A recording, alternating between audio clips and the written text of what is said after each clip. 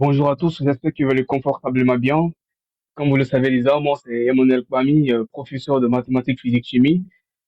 Donc aujourd'hui, nous allons faire l'avant-dernière partie sur l'effet Doppler que j'avais déjà expliqué.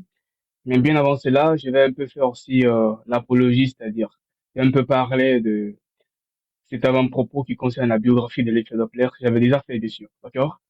Mais bien avant cela, c'est que Christian Doppler, c'est un mathématicien, un physicien, un astronaute, un pédagogue autrichien.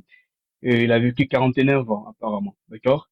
Et il s'est rendu célèbre par sa découverte qui porte maintenant son nom, qui est l'effet Doppler. Et sa publication la plus célèbre se porte sur la lumière colorée des étoiles doubles et quelques étoiles du ciel. C'est un peu plus tard, indépendamment, que le français Hippolyte Fizeau, lui aussi découvre ce même phénomène. Mais là, il l'étend sur les ondes lumineuses. Pourquoi sur les ondes lumineuses? On emploiera le terme effet Doppler-Fizeau. Euh, Bien, ce phénomène s'applique, disons, à toutes les ondes, à tout type d'ondes, d'accord? À savoir les ondes sonores, les ondes ultrasonores, voire les ondes mécaniques, d'accord?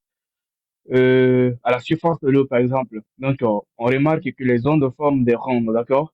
Lorsque, alors, suivant le type de polarisation, lorsque le ciel, par exemple, transversale, là. C'est-à-dire que le déplacement du point de milieu est perpendiculaire à la direction de propagation.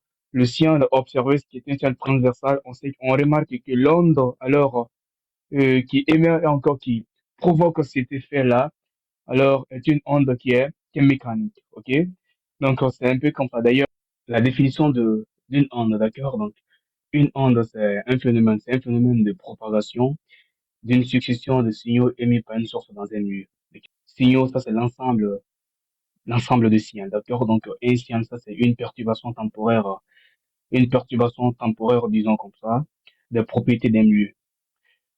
Voilà, c'est aussi un ébranlement, ou encore une vibration, un mouvement. Donc, c'est ça la définition d'une onde.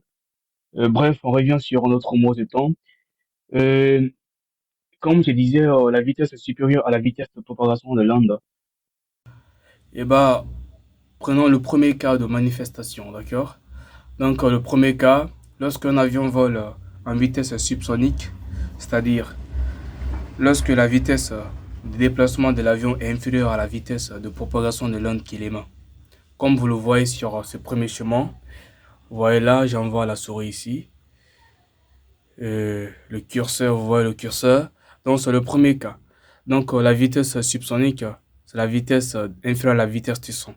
Donc, lorsqu'un avion vole en vitesse subsonique, voilà, la vitesse subsonique, vitesse inférieure à la vitesse ou encore la célérité du son dans le vide.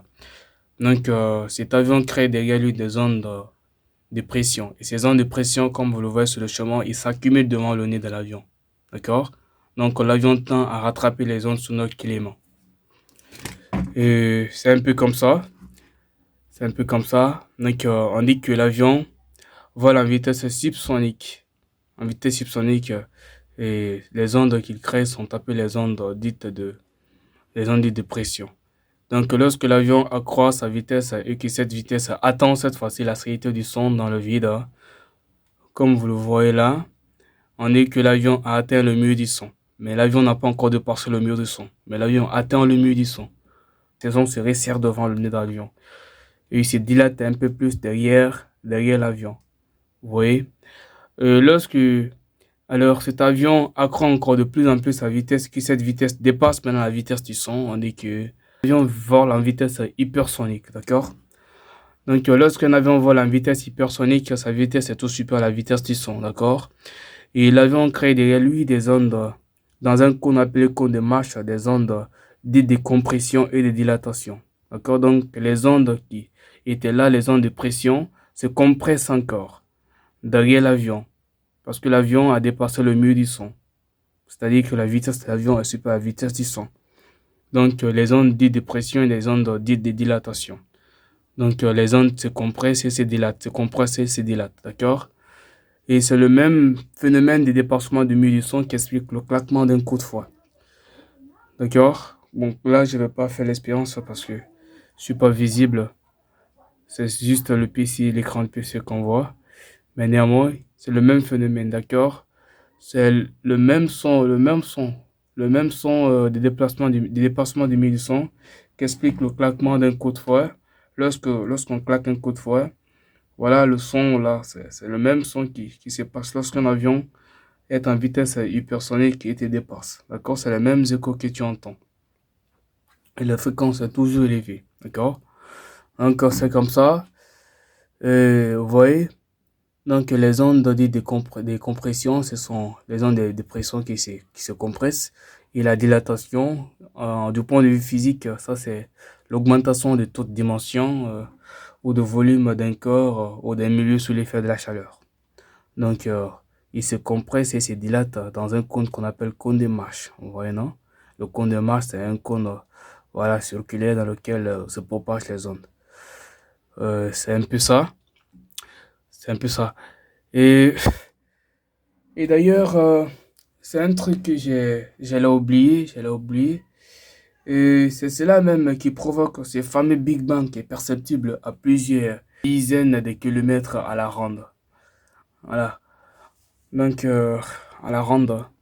Donc, je vais un peu envoyer juste en bas, je vais le voir. C'est que j'explique que ce ne sont pas des mots grandiloquents, mais qui a bel et bien un sens. Euh, donc, je pousse un peu en haut. Donc, vous voyez tout à l'heure.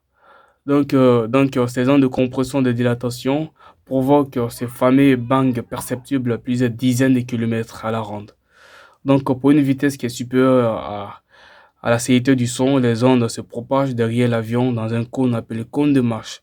Donc, c'est ce cône de marche qui est là, comme vous le voyez, d'accord?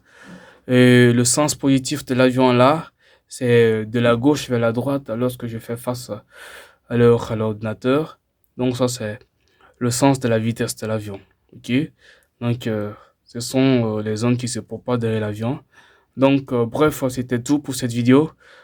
Vitesse inférieure, vitesse subsonique, vitesse qui atteint le milieu du son et vitesse hypersonique. D'accord? Donc, je pense que là, vous avez compris. Et s'il y a des questions à poser sur ce phénomène, vous allez me poser. Donc, c'est comme ça. C'est le même cas même des bateaux qui se met plus vite que les ondes sonores qu'ils proposent à la surface de l'eau. Donc, toujours, il y a derrière, c'est-à-dire, il y a un cône de marche derrière l'avion où les ondes se propagent. On a les ondes de pression, de dilatation, ainsi de suite. Donc, c'était tout pour cette vidéo. Abonnez-vous si vous avez aimé et vraiment, vraiment, cherchez à liker et à commenter aussi ça. Ça m'encouragera à faire beaucoup de plus en plus de vidéos parce qu'après ça, c'est la dernière partie. On va attaquer les applications technologiques de l'effet Doppler. Hein. Voilà, en astronomie, dans le système d'évolution de radar, des types de radar, plusieurs types de radars, mais je vais pas des types, radar météorologique, radar voilà, de contrôle routier. Je vais même parler de l'application technologique de l'effet Doppler en médecine. On va parler de l'échographie, de la cardiologie. On va parler même de Global Positioning System, qui est GPS, qui utilise 24 satellites qui sont tous en orbite autour de la Terre. Donc, c'est un peu comme ça. Comment on détecte voilà, disons, un danger en infraction.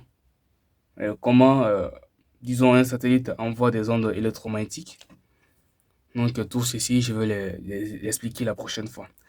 Donc, je vous aime et portez-vous bien. Merci.